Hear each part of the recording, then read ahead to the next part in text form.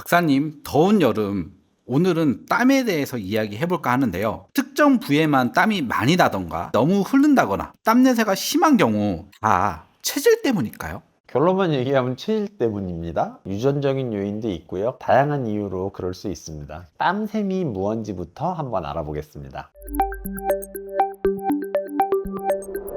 땀샘은 하나는 아포크린선, 하나는 에크린선입니다. 두 가지를 합쳐서 땀샘이라고 부르는데, 에크린선은 땀을 배출하고 체온을 조절하는 역할을 합니다. 그리고 아포크린선은요, 모낭에서 지방기가 있는 지방성 땀을 배출합니다. 겨드랑이, 눈꺼풀, 항문, 젖꼭지 주위에 존재하면서 특유의 냄새를 만들어내게 됩니다. 스트레스, 걱정, 화가 난다 등의 감정이 생기면요, 아포크린선의 분비물이 더 활발하게 생성이 됩니다. 생성만 되면 괜찮은데 지방 성분이 있는데요, 지방 성분이 땀샘 주변에 있는 세균들을 만나면 분해가 됩니다. 합성물을 만들어내는데 암모니아 계통을 만들어냅니다. 암모니아 냄새 좋지 않죠? 땀내가 난다, 땀내가 너무 심하다 하는 식의 냄새가 발생하게 됩니다. 처음에 나오는 땀도 지방 성분이 있을 뿐이지만 크게 냄새가 나진 않는데, 세균을 만나게 되면서 냄새가 나는 식으로 바뀌기 때문에 기본적으로 잘 씻는 것도 굉장히 중요하다 할 수 있고요. 이런 부분들은 기본적으로 유전적인 부분이 있기 때문에 체질적인 면이 있다라고 보실 수 있습니다. 두 번째 질문입니다. 곁땀, 어떻게 해결이 안 될까요? 가장 쉬운 것은 통풍이 잘 되는 옷을 입는 거겠죠. 더운 상황을 좀 피하고 밀착해서 입지 않는 것들이 중요할 건데요. 아포크린선 같은 경우에는 스트레스 등에 반응한다 그랬잖아요. 흥분하지 않고 스트레스를 덜 받으면 조금 더 분비가 줄어들게 됩니다. 다만 좀 어려운 게, 곁땀에 대해서 스트레스를 받는 분들은 이미 나가면서 땀이 나지 않을까에 대해서 스트레스를 이미 받고 있거든요. 어려운 부분이 있고요. 정말 조금이 되는 방법 중에 하나는 감정적인 조절이 분명히 도움이 되기 때문에 명상을 하는 것이 도움이 될 수는 있습니다. 현실적으로 가장 쉬운 것을 이야기하라면 데오드란트를 사용하는 것이 그 방법인데요. 기본적으로 데오드란트가 땀 분비에 대한 억제 성분이 들어있기도 하고 확실하게 줄어드는 게 있고요. 장기적으로 사용을 하게 되면 착색이 되는 경향이 있습니다. 겨드랑이 색깔이 좀 이상할 수도 있고, 상황에 따라서 땅구멍을 막고 그러는 과정에서 피부염을 유발할 수도 있기 때문에 부작용이 있는 분들은 사용하지 못할 수는 있습니다. 채취가 좀 강한 외국인 분들 오실 때 있거든요. 보면은 요 시기에 오시면 하얄 정도로 발라놨어요. 근데도 나요. 땀을 조금 더 적게 흘릴 방법이 있나? 치료의 단계로 넘어가는 것들이 있습니다. 명상을 해봤습니다, 데오드란트를 써봤는데요 라고 했는데도 해결이 안 되는 경우에는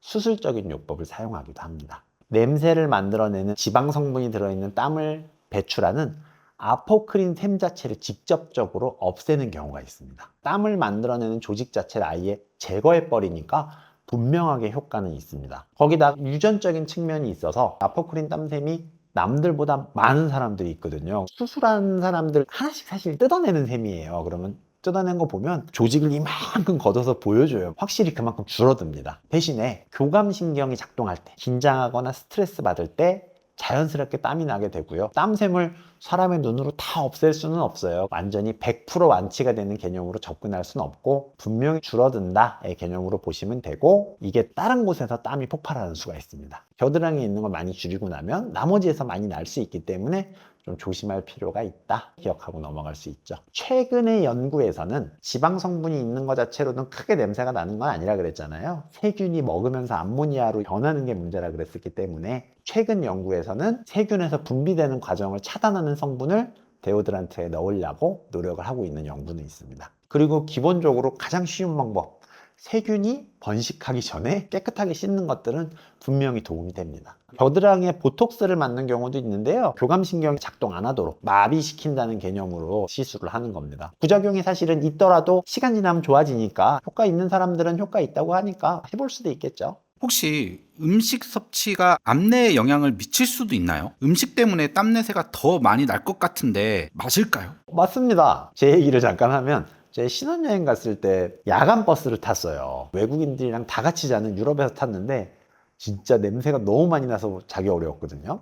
근데 분명 그 사람들은 저를 보고 쟤도 독특한 향취가 난다라고 느꼈을 수 있어요. 왜 그러냐면 한국 사람들이 많이 먹는 마늘, 양파, 파, 고추, 배추 이런 것들이요.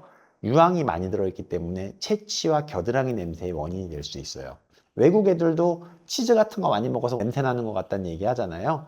음식은 분명하게 땀 냄새에 영향을 줍니다. 방금 이야기했던 마늘, 양파만 적게 먹으면 되냐 싶으실 수 있겠지만 카페인, 알코올, 그리고 붉은 고기들도 악취를 유발하는 대표적인 음식입니다. 매운 음식이나 알코올이나 카페인을 포함해서 정크푸드라는 것들도 냄새를 유발할 수 있기 때문에 다 좀 조심하시면 좋고요. 예전에 불교에서 이야기하던 오신채, 매운 음식들이나 몸에 안 좋다 그러는 음식들은 다 여기에 속하고 있습니다. 나는 좀 채취가 좀 강한 편인데 하시는 분들은 좀 덜 자극적인 음식들을 드시는 게 분명히 도움이 됩니다. 그리고 마지막으로 냄새가 좀 심하다고 느끼시는 분들은 위생을 철저히 자주 씻고요. 샤워 후에 반드시 타월로 몸에 있는 수분을 다 닦아내는 거 도움이 됩니다. 옷도 자주 갈아입는 게 좋고요. 너무 타이트한 옷보다는 좀 헐렁하게 공기가 잘 통하는 옷을 입는 것도 도움이 될 수 있겠습니다. 명상 도움이 되는 게 있고요. 스트레스를 덜 받기 위해서 충분히 휴식하고 스트레스를 풀기 위해서 운동하는 것들은 많이 하실수록 도움이 되고요.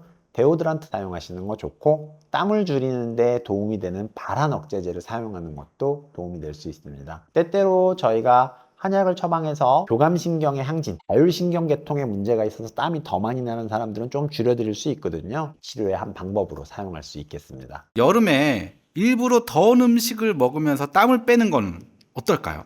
더운 음식을 먹어서 땀을 빼면요, 냄새가 더 심해질 수는 있어요. 땀을 냈으니까 땀이 나와서 썩을 가능성이 있어요. 당연히 나쁠 수는 있는데 체온을 낮추는 데는 도움이 됩니다.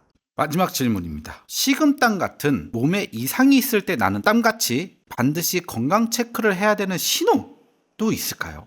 질환이 있을 때도 땀이 당연히 날 수 있습니다. 혈액암 같은 거 이야기할 때도 대표적으로 덥지도 않은데 나 혼자 땀이 납니다. 잘 때만 땀이 납니다 하면은 질환을 의심해 볼 수 있다고 했잖아요. 여러분이 평상시와 좀 다르게 땀이 많이 나는 경우는 질환을 의심해 보고 병원을 찾아보는 것도 괜찮은 방법입니다. 선생님, 저는 아기가 그렇게 땀이 나요, 잘 때 라고 하시는 분들이 있을 겁니다. 땀샘은 태어날 때 개수가 정해져서 나옵니다. 우리가 지금은 이만한 체형이니까 땀샘이 이렇게 퍼져 있겠죠? 아기들은 어때요? 땀샘이 오밀조밀하게 모여 있습니다. 아기들은 원래 땀이 나오면 막 흠뻑 젖는 경향이 있어요. 원래 그럴 수 있다라고 보시면 되고요. 다만 아기들도 땀이 안 나는데 얼마 전부터 땀이 심하게 납니다. 그러면 이 친구도 뭔가 치료를 해야 되는 수는 있습니다. 오늘은 땀에 대해서 알아보았습니다. 여러분, 기본적으로 자주 씻고 자주 갈아입는 게 제일 효율이 좋습니다. 비용도 적게 들고요. 오늘 내용도 여러분의 건강에 도움이 되었으면 좋겠습니다. 건나물TV였습니다. 감사합니다.